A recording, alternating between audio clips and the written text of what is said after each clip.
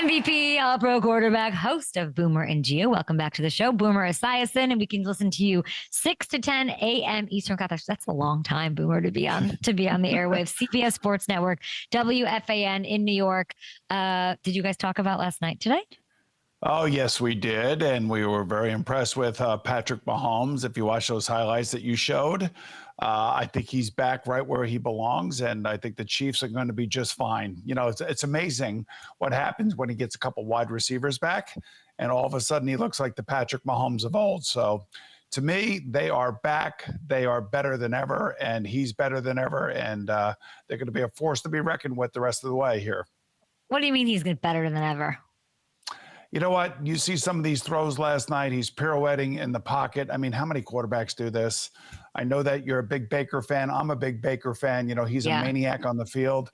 This guy is so calm, so cool, so collected. He just looked like the Patrick Mahomes that we saw in his MVP seasons last night. Yeah. I mean, there's an argument then that Baker's more impressive and should be higher in the odds because he's doing it without his receivers and Patrick's doing it as his receivers come back. No? Yeah, I would say right now, if I had a vote, which I did have a vote for about 25 years, I no longer have a vote. If we were voting today, Baker Mayfield would be number one on top of my list.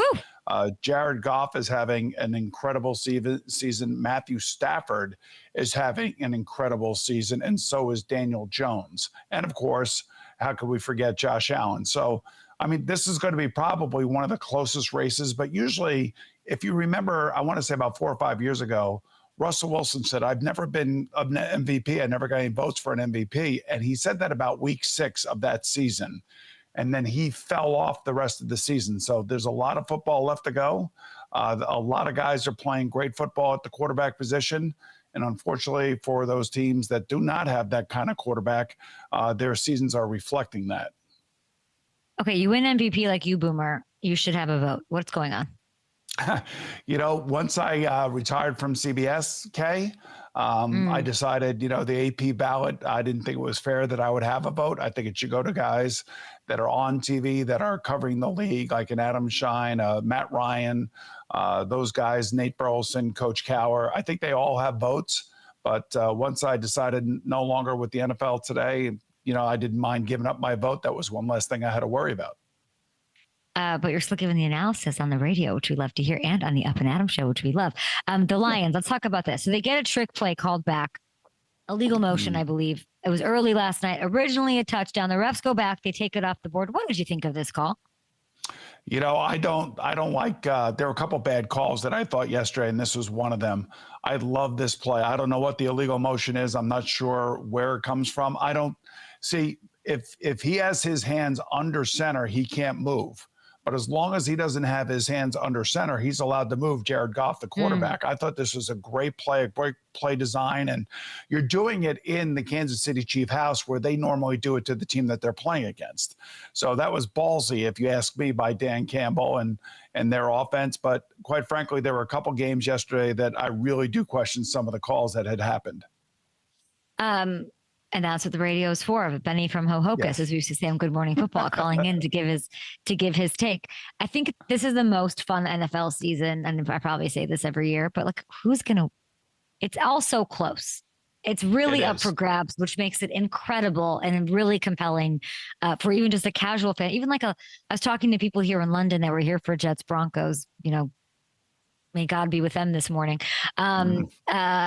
And they were all like, just loving how close it is. Like, who's the best? I don't know. Like, it is the Bills, but I don't know. Like, is it, you know, and then someone's going to come punch them in the mouth like Drake May did the other week. So we do see the Bills tonight. I want to show you the AFC standings as we see them. Who is, and here's some odds too on FanDuel Sportsbook to win the AFC championship. Who's the best team in the AFC right now? I still have to say it's the Bills because of Josh Allen. They'll be in every single game. You know, he's energy personified. And then I would say the Kansas City Chiefs are right behind them. So Kansas City, like I said earlier. List. Right. I know they're not even on this list. They are back. And like I said, I think Patrick is playing better than ever. It's nice to see Travis Kelce involved again last night. You know, we're a third of the way into the season. So there's so much more to go. And look what happened to the Ravens. What happens if that that kind of injury bug upends one of these teams at the top of the list right now? What happens if Indianapolis loses Jonathan Taylor? What happens to Daniel Jones at that point? I mean, you know, the way I look at this, we have reclamation projects which are Sam Darnold, Baker Mayfield, Daniel Jones are all having great seasons, and then we have the guys like Josh Allen and Matthew Stafford and of course Patrick Mahomes are doing what they normally do. And by the next time we see the Ravens, they'll have Lamar back on the field.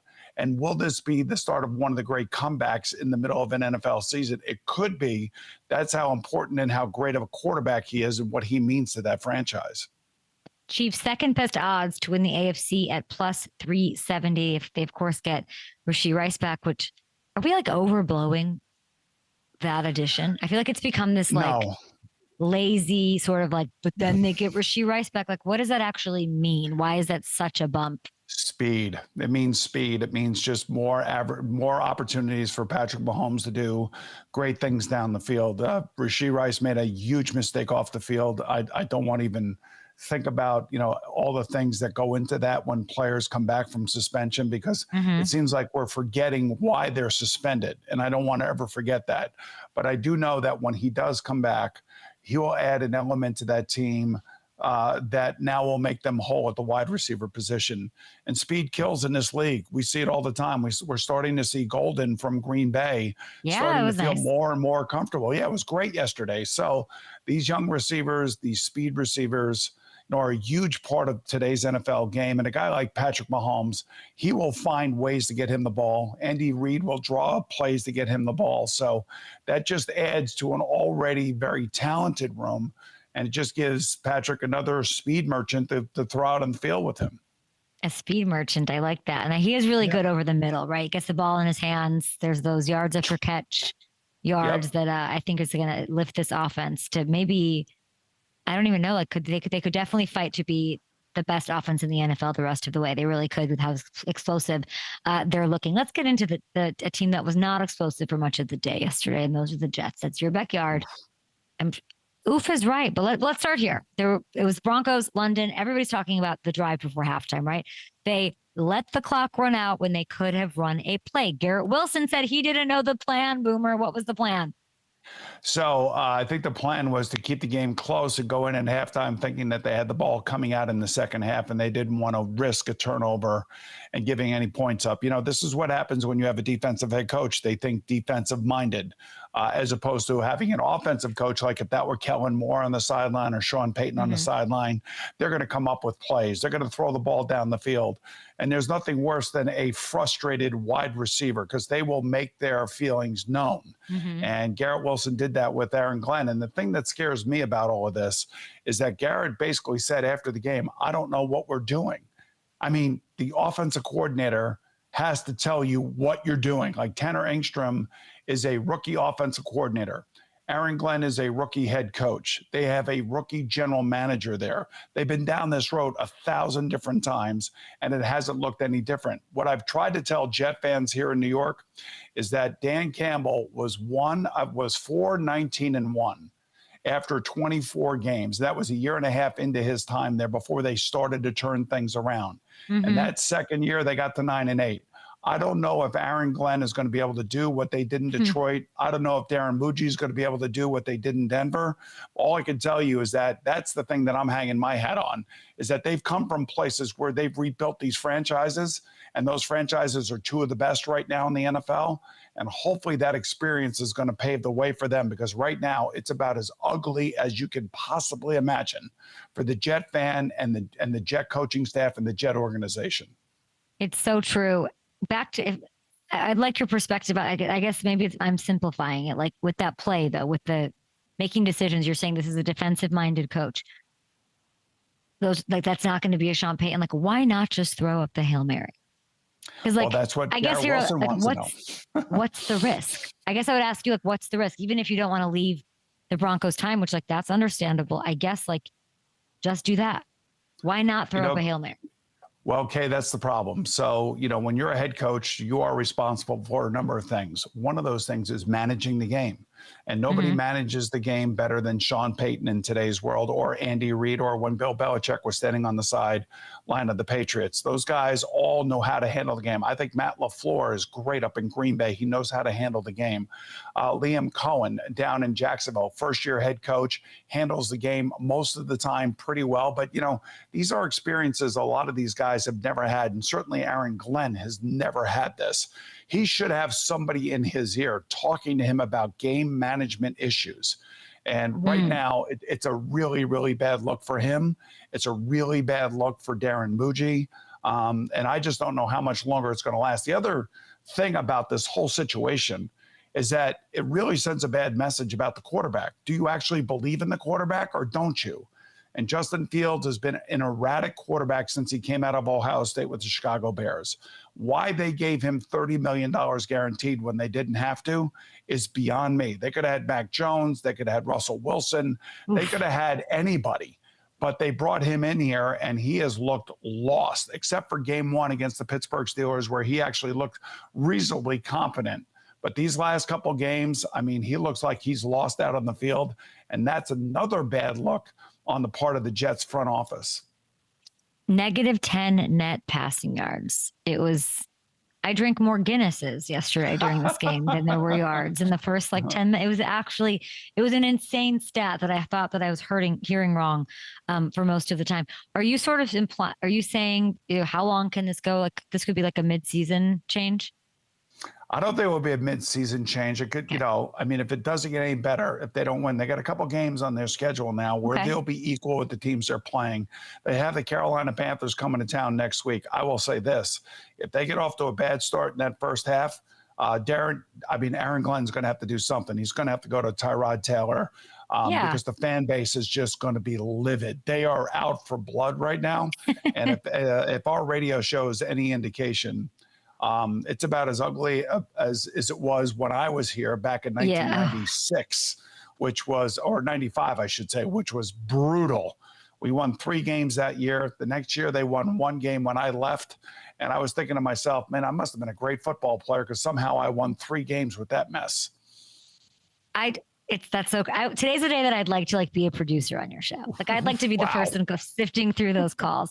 I just think it's such fun theater. I do feel bad, and I definitely empathize with this fan base. I don't know how much that really matters with these, the ownership. You can sort of speak to that maybe a little better than I can. But when it comes to this quarterback and what they do, do you bench him now? Are you going to get better by continuing to trot him out there? Maybe we have the schedule. I think what should have happened is that they should have benched him yesterday at halftime, put Tyrod Taylor in the game for the second half. Aaron Glenn should have said after the game, no matter how the game ended up, that Justin Fields is my starter. He was having a rough go of it. I owe it to the rest of my team to give us a chance to try to win the football game. So I would have played Tyrod. And I'm a former quarterback who hates benching quarterbacks because I've been benched myself. And I know what that means to the team because all of a sudden now everybody has an excuse. They could all blame it on the quarterback. But yesterday, 9 sacks.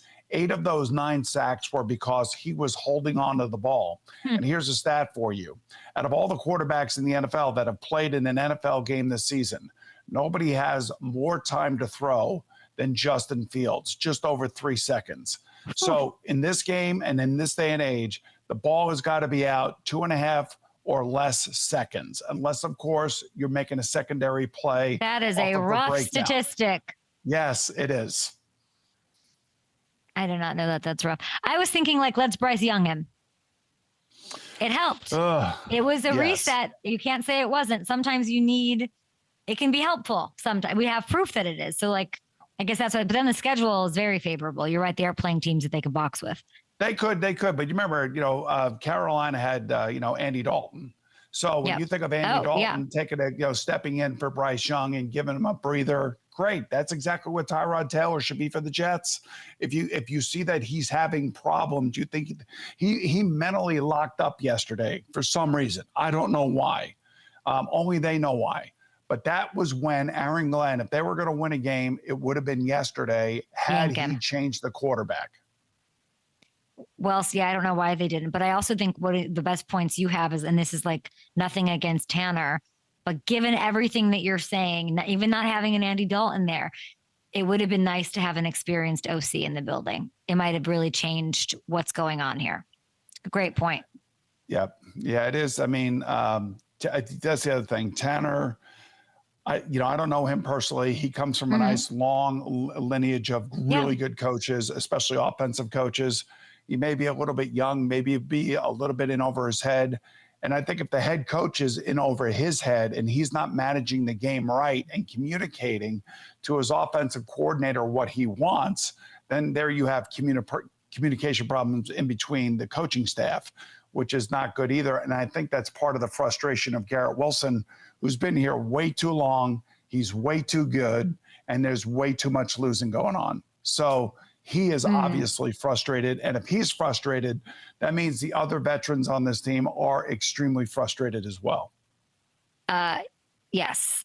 Why does it feel like there's a case to be made, and there's, of course, this is being made across social media, that just the Jets are where you go to die as a quarterback? The Jets are where you go to be thrown into the elephant graveyard. And it doesn't help the situation that you're seeing Sam Darnold put on what the performances he's putting on, that you see the Geno Smith, like Aaron Rodgers, all of a sudden they're favored to win the division. Like they couldn't, like, why is that? Is there anything to that? What is that? It's a little bit of bad luck. I went through it myself. I had 3 coaches in 3 years with the Jets, and that's never a good thing. You want stability for all your football teams. I think the Giants are trying to hold on to Brian Daboll and Joe Shane just to try to be somewhat stable, and maybe they found their lucky needle in the haystack in Jackson Dart, because this kid has energized the entire franchise. And right now the Jets are dead because they don't have anybody quite like that. That's not Justin Fields' personality. So I just, for whatever reason, whether it be ownership or whether it be guys that are on this roster now that are just coming out of losing with a previous coaching staff, need to be like jettisoned and traded and moved on from, which is, I think, is what Muji and Aaron Glenn, if they have the opportunity to do so, are probably going to do it. Under the current set of circumstances, if I'm the owner, I'm looking at this going, am I trusting these guys to make all these major changes? That's the next question that has to be answered here for the New York Jets. It's a big net mess. You said that Jackson Dart might be the guy. What does he got to do to win Boomer's seal of approval here? He's got my seal of approval for 2 reasons. One, he's got a beautiful touch pass. He threw a couple passes against the Eagles on Thursday night that were amazing. I mean, just dropping him in right over the heads of the defenders, which is great. He's got good accuracy. He's got great athleticism. He's got great movement in the pocket. And here's the thing, he's fearless. Now, I'm not saying that he's Josh Allen, but he certainly plays like Josh Allen. He's not afraid of the contact. Brian Daboll had Josh when Josh was a rookie, and he used to tell me that Josh would tell him, call a running play. I need to get hit. I need to get hit. And I feel like that Jackson Dart has that kind of personality. I just hope and pray that he makes it through the entire season and he doesn't get hurt. He does play a little bit reckless. And one of the problems that the Giants have had over the last 3 years at the quarterback position wasn't so much Daniel Jones himself. It was that Daniel Jones would get hurt too much. And he ended up having 3 major injuries, I believe, with the Giants, which derailed his career here. And it's why it's great to see what he's doing in Indianapolis right now, because he's staying upright, he's not getting hurt, and he's showing you just how good he can be with a good offense around him and a really good play caller in Shane Steichen. I love that, Shane Steichen. Do you think that Russell Wilson is done? Here, yes. Not just like, done. I don't know. It all depends. Somebody will be desperate enough for an older quarterback. He may not want to play for $1 million or $5 million. He is making 10 with the Giants right now. Interesting, when Jackson went out of the game against the Eagles when he got knocked out a little bit, and that whole fiasco with the tent and the coach in the tent and the Scadaboo's in the tent and everybody's in the tent. Everybody's in the Jackson Dart back. Yes. Did you see what Chris Long said about it? Chris Long said that on the Greenlight podcast that it was like everyone visiting Jesus in the manger. Like it was like going to like check it. I thought it was very funny, like bringing myrrh to go visit him, right. check on him. But they're getting fined for that, I think. No, they're going to get fined, and the coach is really going to get fined. Brian Daboll's going to get really fined. But the reason I was saying that is because when Russell went in, the entire stadium deflated, and they were booing him. He had a throw. He had one throw, and it threw it into the ground, and you could feel like they just are done with him.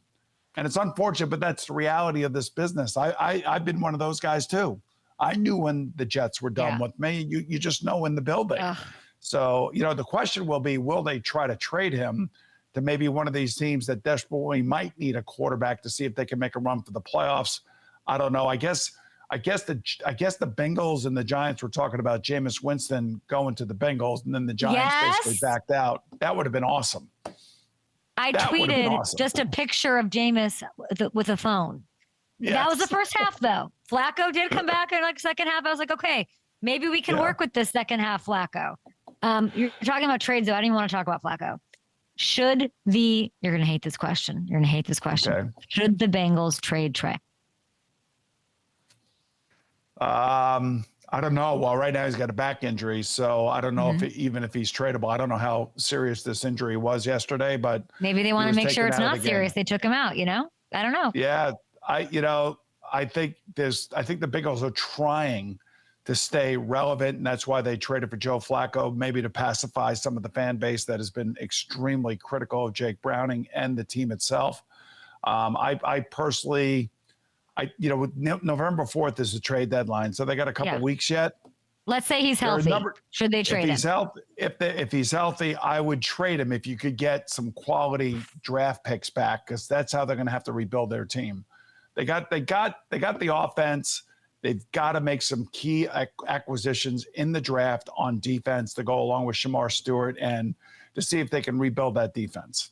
It's so interesting because you and me were talking. This is how the NFL is. You and I were like, they got to sign him. I literally remember the discourse with you about your last two visits, which we so appreciate here on the Up and Adam show. I was just like, and now I'm like, yeah, maybe they should look to trade pieces away. And then I'm looking at where he should go. The Jets and any of these teams with losing records that really don't have a chance at the playoffs, they got to move away from guys that they think are tradable assets and bring back draft choices.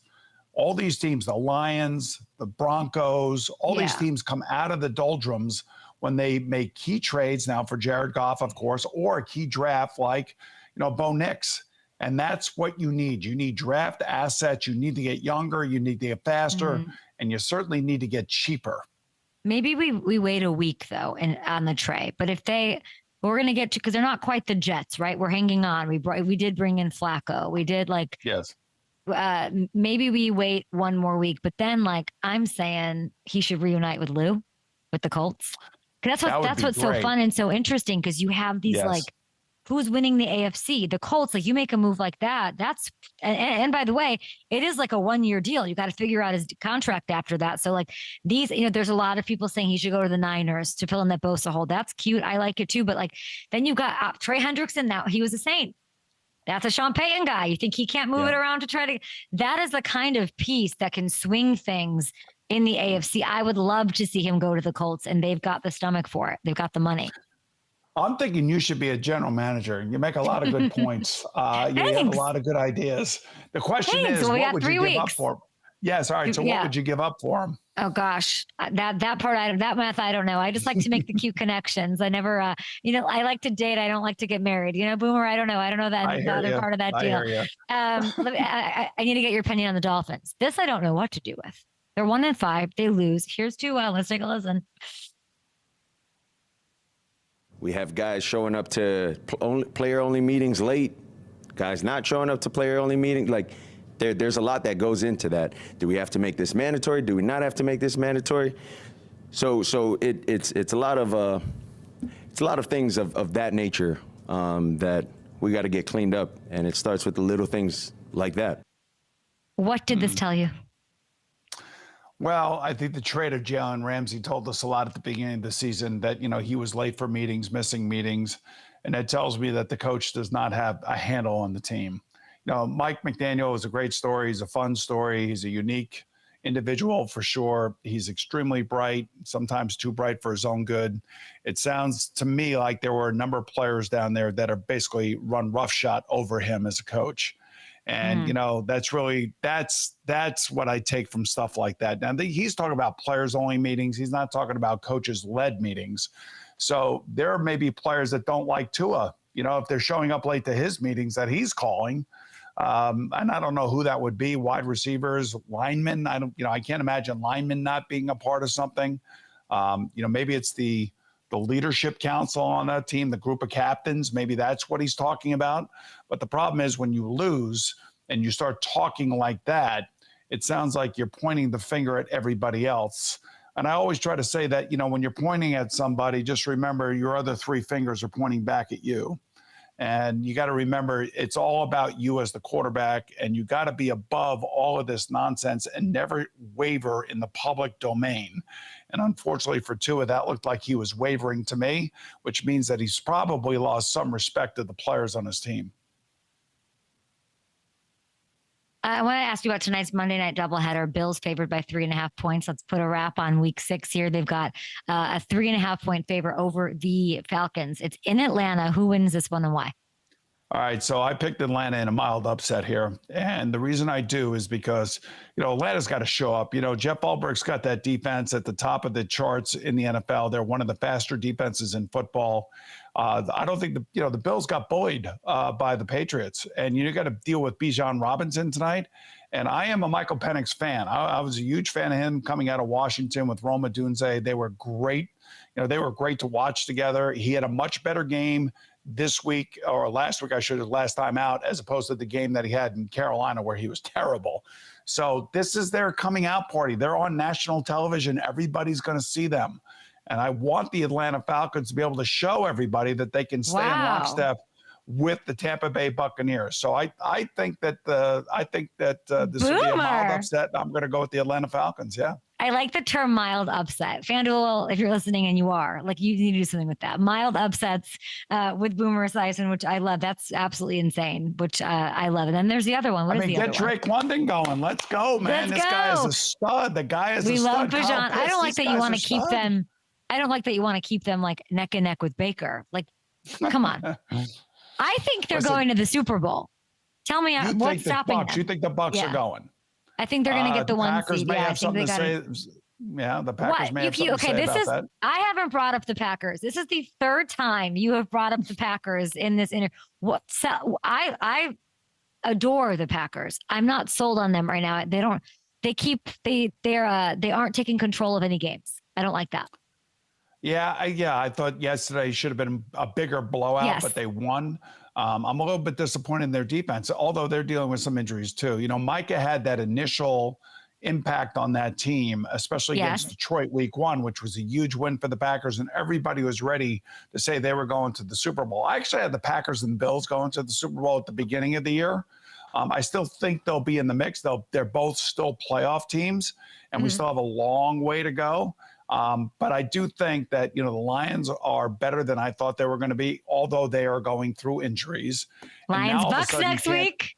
Yes, I know. I can't wait. And now all of a sudden you have, Kansas City is reawakening now with getting some of their wide receivers back and Patrick back to playing at the level that we're used to seeing him play. So I don't know. That's why I like the Packers. But there's a lot of good teams in both leagues. Yeah. And it could be anybody's Super Bowl this year at the moment within the top 12 or 14 teams. I feel like teams. that tie just pissed me off, Boomer. Why'd you let the Cowboys tie? It did. And even yesterday, I'm like, put your foot. I want them to put out other teams. I'm watching a person put out their cigarette on the sidewalk here in London.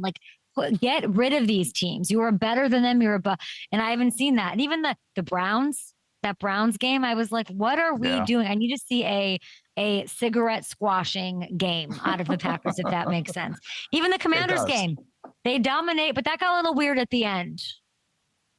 It did get a little weird at the end. I'm a big, we all love Jaden Daniels. We think he's one of the most exciting players in football, but I think, they're one of the oldest teams in football. And it never bodes well for anybody trying to make it to the Super Bowl, especially through the gauntlet that is the NFC. And maybe the guy that's probably doing the best coaching right now, if I had to guess, I would Ooh. say Kyle Shanahan is doing the best coaching because he's doing it with 2 quarterbacks, and he's another guy that's resurrecting Mac Jones. So right now, Mac Jones is playing for next year. In other words, he's trying to show everybody that next year he can be their Sam Darnold. And he's going to try to get a big contract again. But, you know, yesterday, if he could have beaten the Bucs and not throw interceptions, I think maybe that would have told people that he was ready for the big stage and be the number 1 guy on another team somewhere else. I love that, a nod for Kyle Shanahan as coach of the year, and well said there. The other game you mentioned, the Commanders, it is the Commanders, favored by 5.5 points over the Bears. Hail Mary comes into my head. How does this play out? Tight game, high-scoring game. I'm taking the Bears in the points. I think these two played to an 18-15 game last year with that Hail Mary. And you remember that defensive back, you know, waving goodbye to all the Commanders fans, and then he had to wave goodbye with his head up his ass. But you know, the fact of the matter is, these 2 quarterbacks are a lot better this year, and I think Ben Johnson has really had a positive impact on Caleb Williams. So I would think high scoring, and I'll take the Bears and the points. Love that. We're going to play one last game with you before we go. We're calling it Boomer or Buster. Just quick statements, nice and quick. I'm going to give you one. You tell me if it's a boomer, are you with it, or is it a bust? Patriots make the playoffs. They're minus 230 right now. 100% boom. 100% boom. Yes. What? Why? You just love Drake May. Well, number one, I love Vrabel. There's no question about it. But I thought Vrabel's best hire was Josh McDaniels as his offensive coordinator. And you look at Drake May, he's a kid who loves ball. He loves working. He loves practice. And he's taken that out on the field. He's poised beyond his years. And, you know, he is he's really going to be a great player. And I think he's got the perfect offensive coordinator. So 100% boom for the Patriots. Plus 300 for them to win the AFC East. If you guys are interested in that kind of thing over at FanDuel Sportsbook. Okay, next one. Sam Darnold should be above Daniel Jones in MVP odds. I would say right now, yes. Boomer? You know, both of them are having really, really good days. So I'm going to say boom for Sam Darnold. Sam Darnold is having a great season. You take a look at his yards per attempt. I mean, he is rolling the ball down the field. This is not check down Charlie by any stretch of the imagination. And a huge win at Jacksonville, by the way, this week on the road. That's probably the farthest flight that they have all year long, because I don't think they're playing in Europe. So that was a great win for Seattle this weekend. Sam at plus 4,000, Daniel at plus 3,300. Do with that what you will. The Jets would be in a playoff hunt if they kept Aaron Rodgers. Boomer or bust? Boom. 100% Really? boom. But I know why they got rid of Aaron. You know, Aaron went on Pat McAfee and said, I've never been fired by a teenager before, meaning Brick Johnson, Woody Johnson's son. And he was playing off of the fact that, you know, there were decisions being made within the building because of Brick Johnson playing Madden. And that really annoyed the ownership here. So they bring in Aaron Glenn and Darren Muji, and they say, you get rid of Aaron Rodgers. And when Aaron Rodgers found out that they were signing Justin Fields, he had to be like, what? So I think Aaron Rodgers landed on his feet in a much better place, a much more stable situation with Mike Tomlin there in Pittsburgh. But I would say, yes, they would be in the playoff hunt had they had Aaron Rodgers as their quarterback. I know you like Sam Darnold. I'll ask you this. Here's the statement. I'm making it up right now. The Vikings are regretting their decision. Boom. That's definitely a boom. I mean, because I don't really know what to make of J.J. McCarthy. And Carson Wentz, by the way, is also a reclamation project. And Kevin O'Connell, much like Kyle Shanahan, takes these quarterbacks and turns them into, you know, yard churners. I mean, like when you watch Carson Wentz play in this system with these players, he looks completely different than he did when he was in Indianapolis, where he didn't play bad. That was the last time he really started anything. He didn't play bad there, but he got COVID at the end of that 2020 year, and they lost their last 2 games and didn't make it to the playoffs. So he's been a reclamation project ever since. And I have to say, I'm pleasantly surprised with the way that Carson Wentz has been playing for Minnesota. Last one for you. Zach Wilson will have a Sam Darnold-like resurgence. Boomer or buster? Bust. Why? I don't think he has. I just don't think he has the personality. I don't think he has the gravitas to be the man somewhere. I know that people are enamored with his arm. They probably like him as a person, but when you step on the football field, you got to be the man. And, Justin Fields couldn't do that in Chicago. He certainly didn't do it in Pittsburgh. And now he's not doing it again here at the New York Jets. I'm not saying that he won't have another opportunity. I think that Zach Wilson will have an opportunity someday, somewhere. I just don't know where. Gosh, we ended on a buster, but you're the best. You're the Boomer. Boomer and Gio, weekdays, 6 to 10 a.m. Eastern on CBS Sports Network. A mild upset in the making. And if that happens, we will get that clip out and you will look like a hero as the calls keep coming in with the New York teams on WFAN in New York. Boomer, we appreciate you so much. Thank you so much. My pleasure, Kay. Anytime. Have a great day. See you, kid. Yeah. He'll remember that next time you see somebody squashing a cigarette. You'll think of me.